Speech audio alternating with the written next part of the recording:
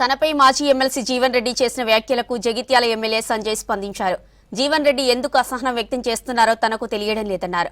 Party భవిష్యత్తు కోసం రేవంత్ రెడ్డి ఆహ్వానిస్తే తాను కాంగ్రెస్ లోకి వచ్చానన్నారు. ఇక జగిత్యాల అభివృద్ధి కోసం రేవంత్ రెడ్డితో కలిసి పనిచేస్తున్నానని చెప్పారు. తనతో పాటు చాలా మంది బీఆర్ఎస్ నాయకులు కాంగ్రెస్ లోకి వచ్చారని చెప్పారు. తాను కాంగ్రెస్ లోకి వస్తే తప్పేముందని జీవన్ రెడ్డి ఎందుకు అసహనం వ్యక్తం చేస్తున్నారని ప్రశ్నించారు సంజయ్.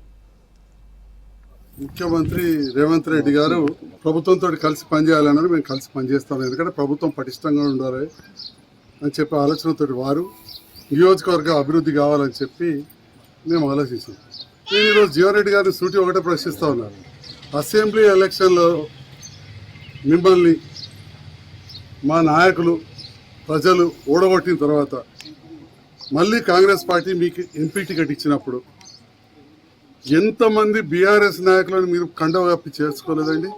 అంటే మీరు కండవ కప్పి పార్టీలో చేర్చుకున్నప్పుడు మీకు ఇవన్నీ జ్ఞాపకం రాలేదా?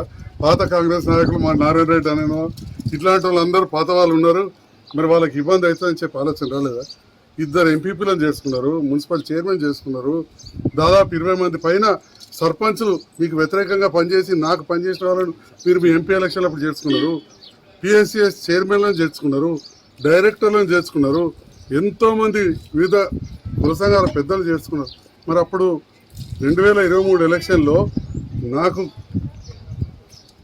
పెద్ద ఎత్తున మద్దతు ఇచ్చిన నాయకులను మీరు ప్రభుత్వం వచ్చిందని చెప్పి మీకు అన్ని రకాల చూసుకుంటామని చెప్పి ఈ ఎంపీ ఎలక్షన్లు అప్పుడు మీరు పార్టీలో జాయిన్ చేసుకోలేదా?